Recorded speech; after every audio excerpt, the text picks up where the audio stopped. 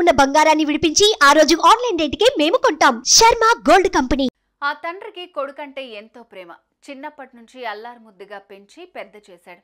కానీ అదే కొడుకు ఇప్పుడు నరరూప రాక్షసుడయ్యాడు. గొడ్డలితో నరికి తండ్రి ప్రాణం తీశాడు.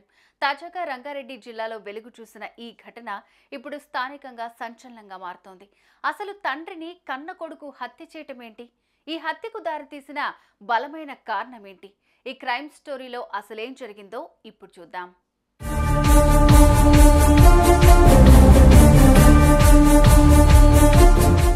రంగారెడ్డి జిల్లాలోని శంషాబాద్ మున్సిపాలిటీ పరిధిలోని ఇంద్రారెడ్డి కాలనీలో రాములు అనే వ్యక్తి నివాసం ఉంటున్నాడు. ఇతనికి కూతురు, కొడుకు శివకుమార్ ఉన్నారు. అయితే రాములు మద్యానికి బానిసయ్యాడు.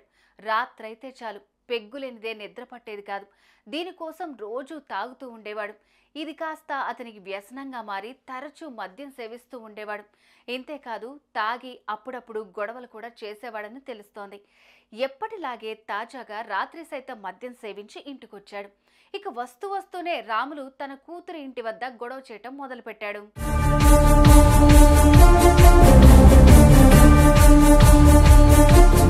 దీంతో కొడుకు శివకుమార్ తండ్రిని సముదాయించే ప్రయత్నం చేశాడు. కానీ తండ్రి కొడుకు మాట అస్సలు లెక్క చేయలేదు. దీంతో క్షణికావేశంలో ఊగిపోయిన శివకుమార్ ఇంట్లో ఉన్న గొడ్డలితో తండ్రిపై దాడికి దిగాడు. కుమారుడి దాడిలో తండ్రి రాములు రక్తపు మడుగులో పడి అక్కడికక్కడే ప్రాణాలు కోల్పోయాడు. ఈ సీన్ చూసిన స్థానికులు భయాందోళనకు గురయ్యారు. ఈ విషయం పోలీసుల దృష్టికెళ్లింది. హుటాహుటిన ఘటనా స్థలానికి చేరుకున్న పోలీసులు మృతదేహాన్ని పరిశీలించి పోస్టుమార్టం నిమిత్తం ఆసుపత్రికి తరలించారు. అనంతరం ఈ ఘటనపై కేసు నమోదు చేసుకున్న పోలీసులు దర్యాప్తు చేస్తున్నారు. ఇదే ఘటన ఇప్పుడు స్థానికంగా తీవ్ర కలకలంగా మారుతోంది.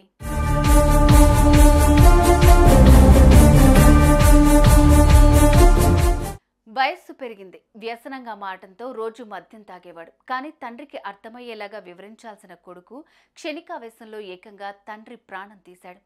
ఏదైతేనేం ఇలాంటి ఘటన జరగటం అనేది బాధాకరం.